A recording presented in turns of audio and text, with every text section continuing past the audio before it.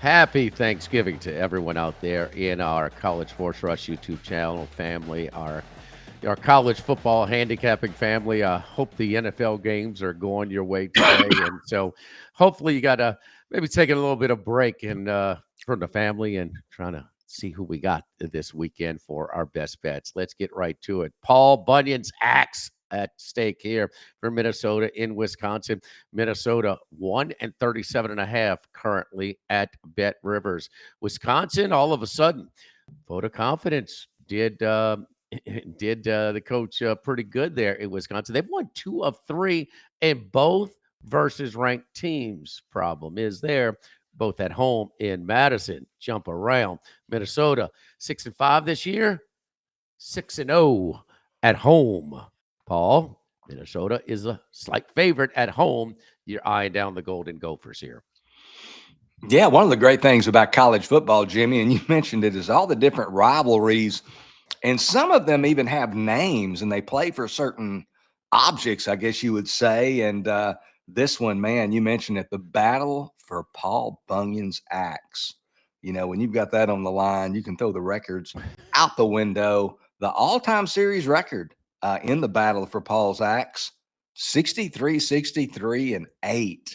So Wisconsin's obviously dominated for most of the last quarter century, I would say, off the top of my head. Minnesota got much of their hay earlier in the game, but a dead even series to this point. The rivalry's outcome this Saturday won't have any impact on either team's bowl eligibility. At 6-5. Minnesota already bowl eligible, and then Wisconsin at 4-7. You know, certainly they're just playing for pride this weekend in Minneapolis. And while Wisconsin's season as a whole would certainly be judged as a disappointment, you mentioned the Badgers' recent strides in the month of November, posting those victories over Washington and Illinois. Since the school's AD back earlier this month, their AD Chris McIntosh announced that Luke Fickell, their head coach, would return for the 2026 season. AD made a pledge of greater investment in the program. So we'll see where Wisconsin goes from here. You know, Wisconsin this season, they have managed to steady the ship somewhat down the stretch, but I still like Minnesota in this spot to retain the axe. And it's primarily due, as you mentioned, to the Gophers' home performance this season. They've certainly faced a much tougher road schedule, to be fair, but they are a perfect 6-0 at home this season, as you pointed out, and a rather imperfect 0-5. So, looking at Minnesota and their body of work, a 24-6 win at home over Nebraska in mid-October represents their most impressive win to date this season. Just looking at the whole, the whole picture, I think that Minnesota and their redshirt freshman quarterback Drake Lindsey get the job done on Saturday at Huntington Bank Stadium. I'll take Minnesota, lay the small points against the Wisconsin Badgers. Yeah, I think I'm going to jump on you back on that one as well. It's not one of my official releases, but I will be on the Gophers at home. Badgers, I got my hand slapped a little bit last week. I thought Brett Bielema wanted to have a little bit extra for his former employer. Well, his old team had a little something extra for him. That was a routine win. Kind of, well, Illinois never really in Madison last week. Bet Rivers players who place the same game parlay of at least $10 on NFL or NCAA football games will receive an entry into the weekly Squares game. Winning Squares can earn up to a $50 bonus bet per entry. See the Bet Rivers app or website for more details. Let's continue with our best bets and go to another rivalry. And maybe in that outside of the Pacific Northwest, but yes, they don't like each other. They've been playing for an awfully long time between Seattle, the Washington Huskies, and the Oregon Ducks. And how about the Oregon Ducks? 10-1.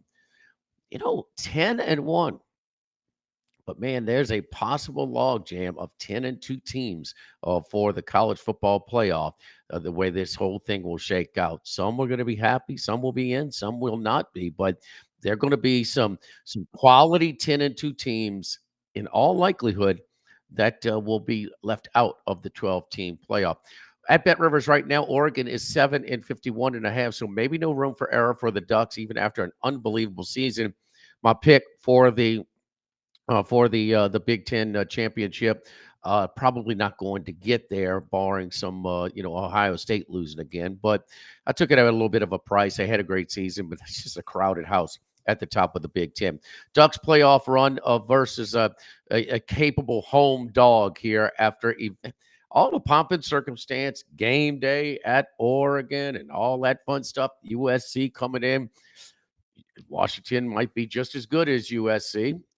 Maybe not, but USC carries a little bit more juice when they come to your place than do the Washington Huskies. But game day, then the thing I look at is this capable, this home dog here is outstanding to dual threat quarterback Demond Williams. One area where you evaluate a quarterback, and he's had his inconsistencies, but I see enough. He's quick as a cat, and he's got some shake. There's no doubt, but he's got some arm strength, and he does hit some guys in stride.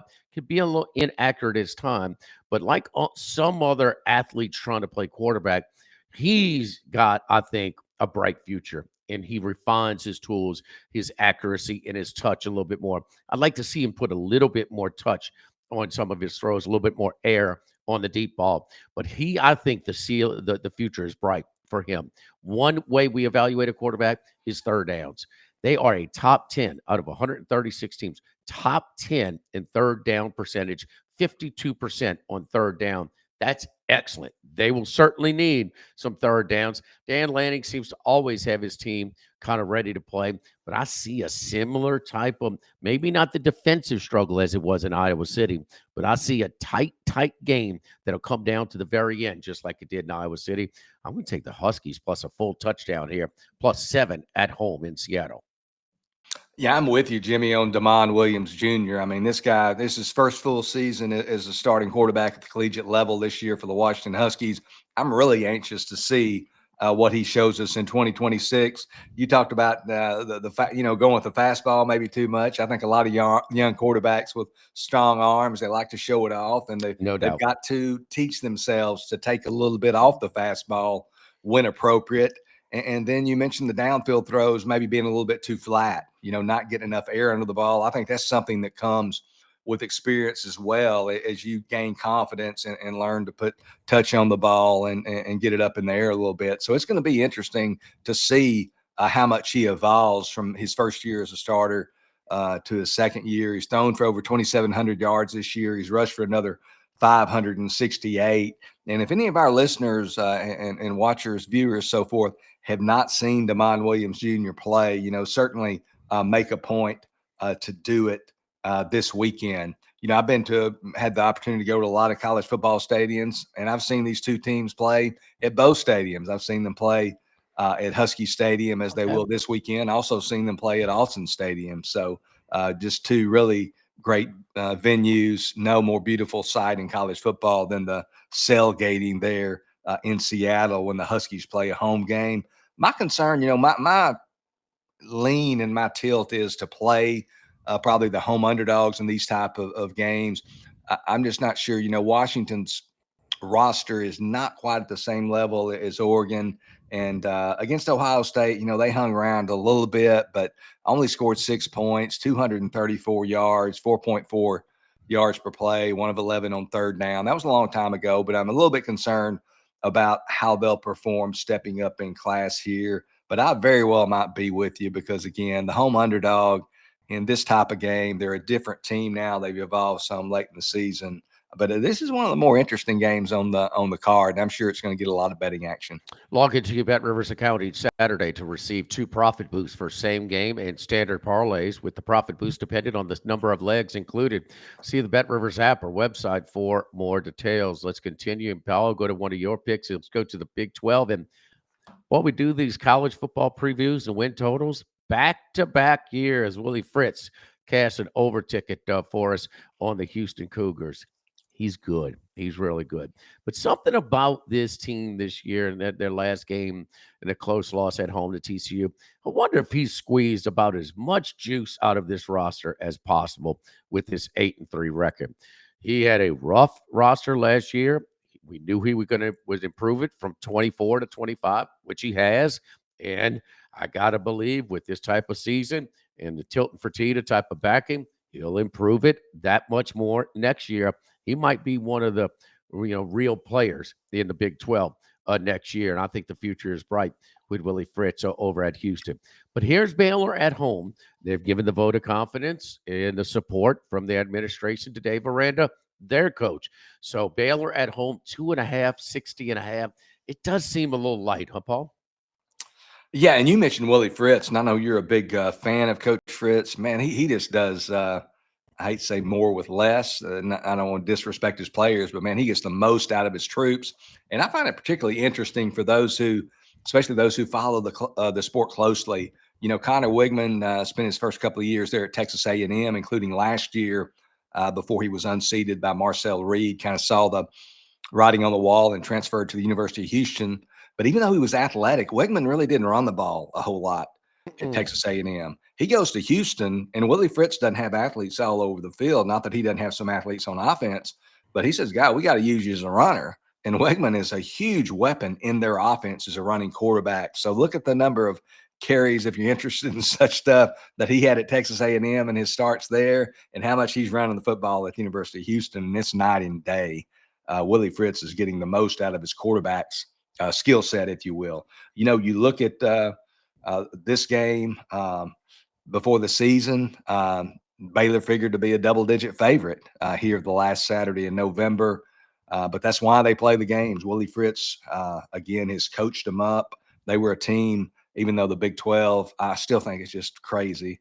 They elected not to have a preseason media bowl at the media days. Everybody else, magazines, though, publications, website, media outlets, stuff like that.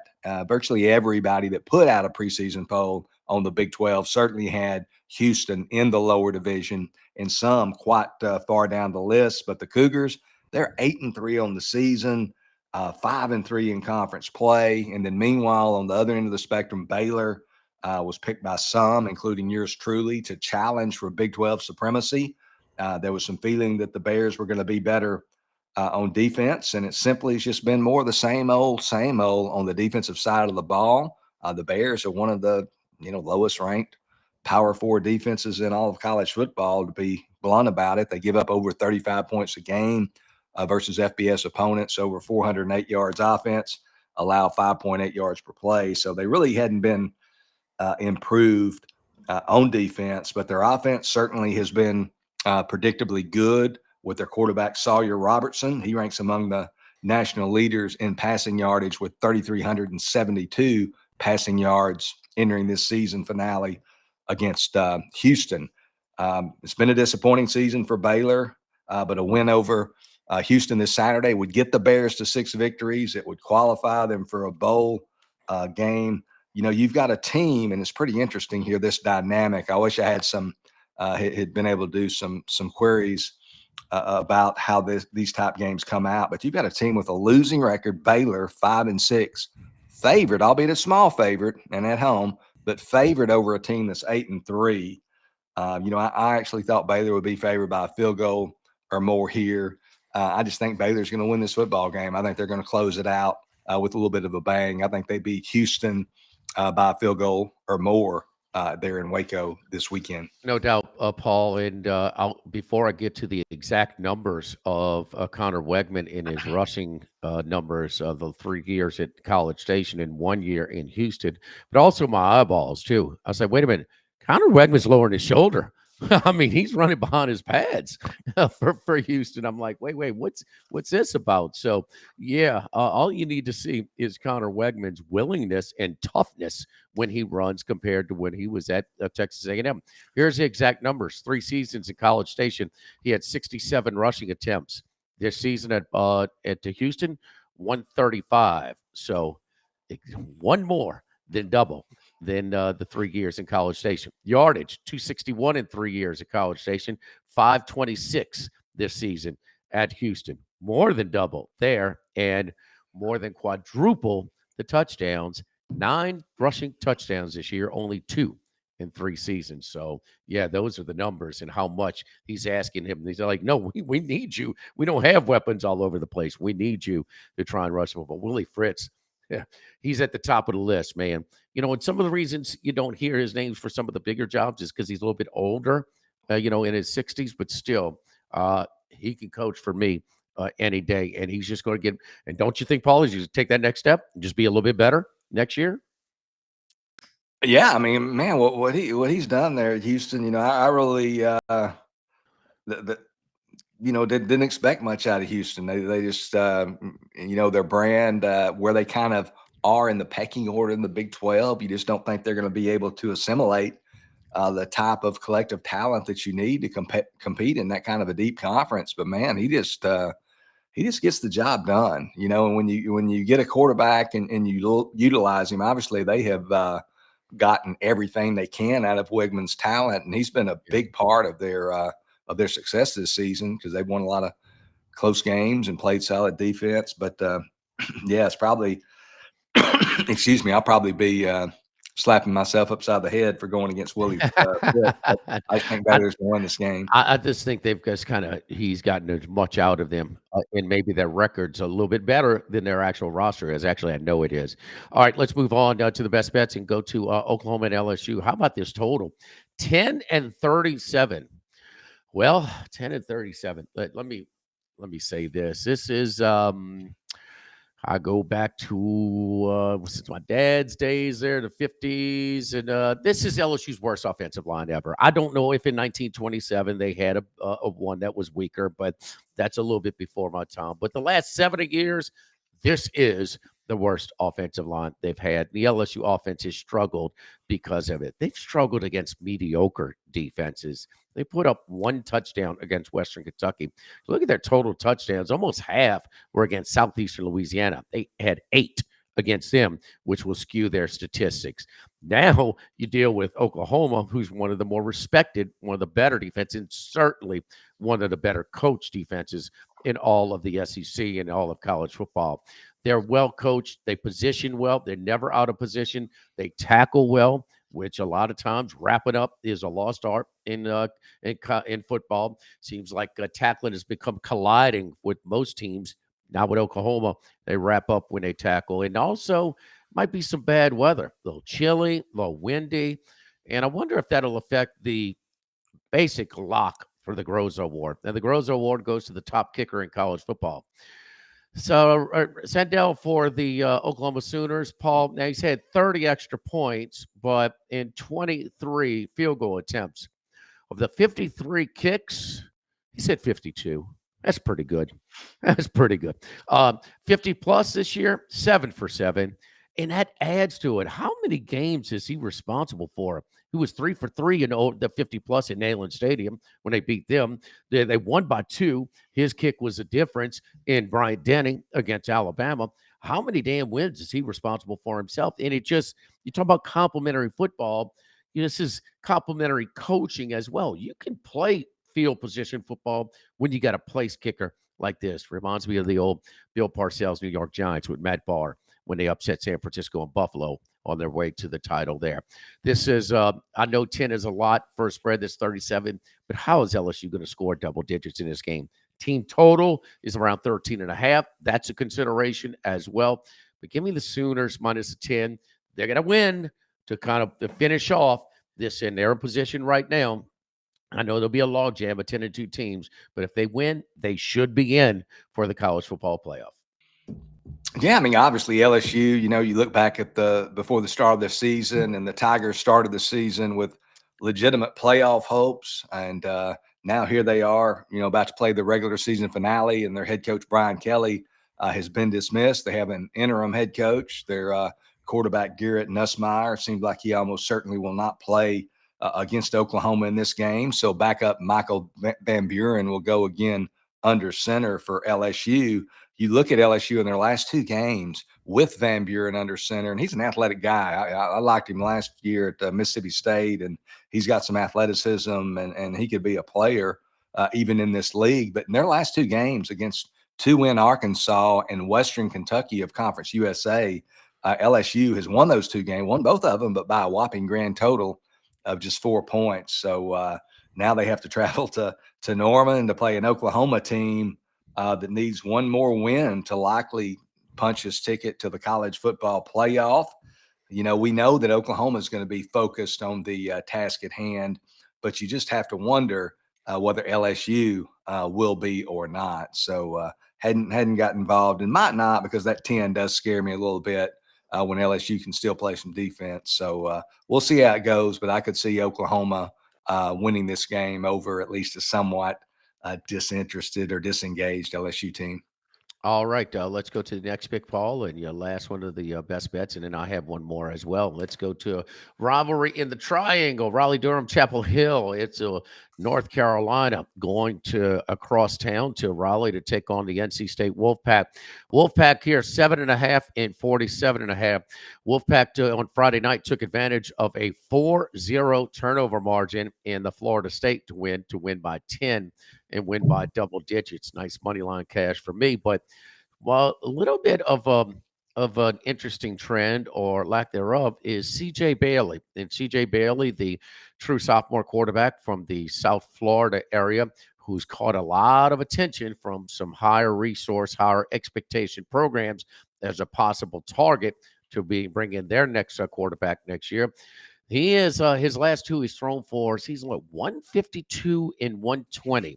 That is far below his 243 yards average passing per year. So maybe Carolina, they are 4-7 now. No bowl season for Chapel Bill, but Carolina here plus 7.5 at NC State is what you're looking at.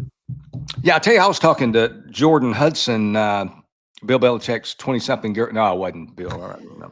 I'm making that up, Jimmy. I'm trying to be sure It everybody's. might be full of turkey and stuff in Paul, but we're Yeah, not flinching on that one. you're not buying that. Yeah, yeah. Girls that young, they hang up the phone if they see my number. But Bill Belichick's first season as North Carolina's head coach definitely didn't get off to a rousing start after he won 6 Super Bowl championships with the NFL's New England Patriots. They were pretty much a complete mess out of the gate. We all remember that Labor Day night home game against TCU. The Horned Frogs beat them 48-14. It really seemed worse than that, and a national television audience was tuned in.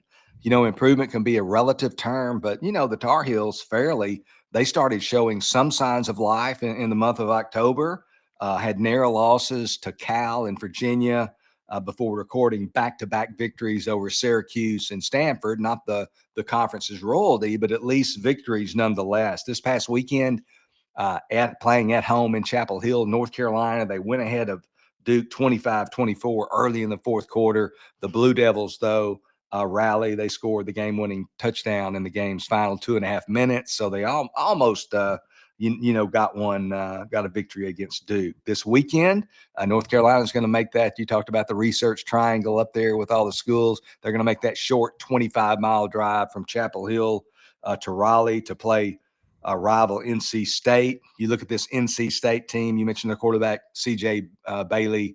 By virtue of this past week's upset home win over Florida State, I think NC State was getting 5.5. Won that game, I believe, 21-11. NC State improves to 6-5 on the season, and they are now bowl eligible. So that's not at stake in this game for the Wolfpack. And then on the other hand, at 4-7, North Carolina won't be bowling in Belichick's first season. This is going to, this short road trip to Raleigh is going to have to suffice as their bowl game. And the underdog in this series has covered 7 of the last 9 meetings. And NC State, they have not been a very good home favorite in recent seasons since the start of 2022 as a home favorite. NC State only 6-11 against the spread. I'm going to take North Carolina plus the 7.5 points over rival NC State. NC State's been offensive oriented this year for certain, but looks like that offense is just sputtering a little bit coming down the stretch. And you look at the one thing, the yardage per game, Chapel Bill and his Tar Heels are keeping teams down to a minimum with the defense that's allowing yardage and points.